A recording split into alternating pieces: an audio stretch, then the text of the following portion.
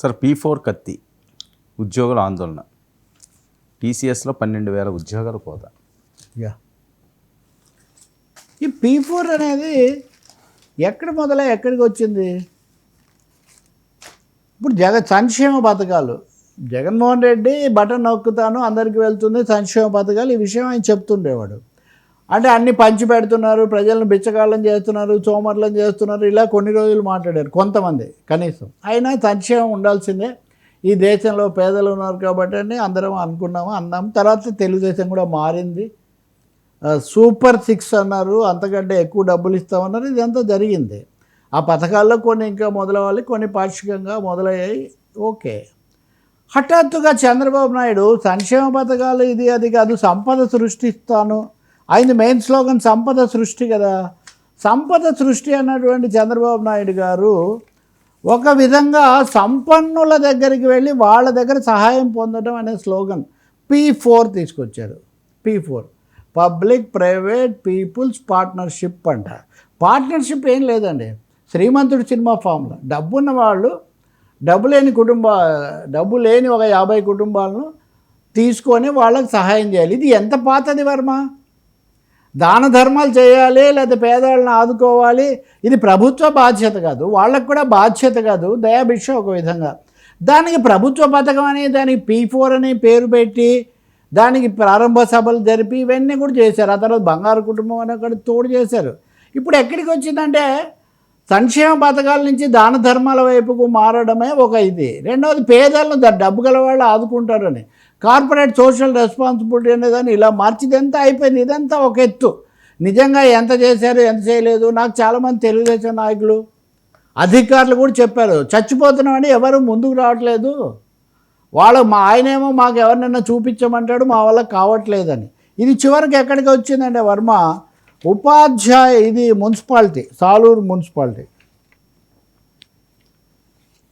ఈయన మున్సిపల్ సిబ్బందికి చెప్తున్నాడు మీరు ఐడెంటిఫై చేయండి, ఒక్కొక్కరు ఇద్దరిని ఐడెంటిఫై చేయాలంట, ఎవరిని దానం చేసేవాళ్ళని, అవసరాలను ఐడెంటిఫై చేయాలంట, దానం చేసేవాళ్ళని ఐడెంటిఫై చేయాలంట. అసలు ఏ పథకాలు బటన్లు ఇవన్నీ ఎక్కడికి పోయి, అది జగన్ విషయం పక్కన పెట్టండి, ప్రభుత్వాలు దాన ధర్మాలు చేసే వాళ్ళని ఐడెంటిఫై చేయడం కోసం ఉద్యోగులను పంపించడం, దానికోసం అవసరాలను కూడా జాబితా చేయాలంటే. ఇప్పుడు మిమ్మల్ని వచ్చి అవసరాలంటే ఏమని చెప్తారు, నాకు ఇదిగో ఇంత అప్పు ఉంది, లేదా ఇది ఫీజు కట్టాలి, ఇంకేం చెప్తారు అంతకంటే. ఇదేదో కొత్తగా కుటుంబాలు వచ్చినట్టు, కొత్తగా కనిపెట్టాలన్నట్టు. ఇవన్నీ కనిపెట్టండి. ఆ దాన ధర్మాలు ఇచ్చేవాళ్ళు వాళ్ళ సిబ్బందితో వాళ్ళు చేయాలి, కానీ మీరు ప్రభుత్వ మున్సిపల్ ఉద్యోగులను చేయడం ఏంటండి?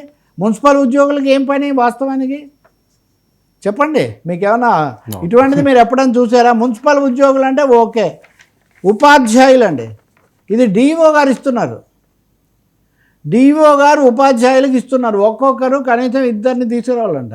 అని జనాభా లెక్కలు చేయమంటే వాళ్ళు గోల పెట్టారు, ఓటర్ల జాబితాలు తయారు చేయమంటే గోల పెట్టారు.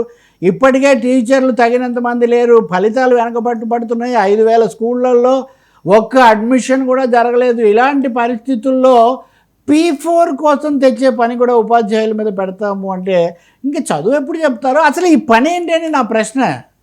దాన ధర్మాలు చేసేవాళ్ళు ఇదిగో శ్రీమంతుడి సినిమాలో మహేష్ బాబులాగా వచ్చి చేస్తే వేరే విషయం. మీరెళ్ళి ముందు దాతను పట్టుకొని ఆ దాత వల్ల పొందేవాడిని పట్టుకొని ఇదంతా అంటే ఎక్కడికో వెళ్ళిపోతుంది. ఇది ప్రజలలో ఫలితం రావాలి, లేకపోతే ఏదో ప్రభావం చూపించాలని ప్రభుత్వం అధినేత యొక్క తాపత్రయం ఉద్యోగుల మీద పడితే, ఉద్యోగుల విధానాల్లో నిర్వహణలో ఇది ఎక్కడ ఉందో, టీచర్లు పిల్లలను తెచ్చి చేర్పించాలంటే ఓకే, లేదు ఎప్పుడైనా ప్రత్యేక పరిస్థితుల్లో ఎన్యూమరేషన్కో తీసుకోవడం వేరు. ఇది ఎక్కడండి? డబ్బు గల వాళ్ళు వెళ్ళి ఇమ్మంటే వాళ్ళు ఇస్తారా? డబ్బులు కలిగిన వాళ్ళ దగ్గర ఇప్పించడానికి పథకం అని పేరెందుకు? ఐఏఎస్ ఆఫీసర్లు కూడా ఇది అధికారులు దీన్ని చాలా ఇబ్బంది పడుతున్నారు, ప్రజాప్రతినిధులు కూడా చాలా సమస్యలో పడిపోతున్నారు, ఈవెన్ వ్యాపారస్తులు కూడా. ప్రతి ఒక్కరు వచ్చి మీరు ఇందులో చేరండి, మీరు ఇలా ఇవ్వండి అలా ఇవ్వండి అంటే ఎవరికైనా ఇవ్వాలి, ఏదైనా ఇవ్వాలి, ఎవరి మాట వినాలి? ఒక తీవ్రమైన ఒత్తిడిలోకి ఇప్పుడు ఉద్యోగులు వెళ్ళిపోతున్నారు. ఇంక ఇందులో మళ్ళీ రాజును మించిన రాజభక్తుల్లాగా అతి చేసేవాళ్ళు ఉంటారు కదా.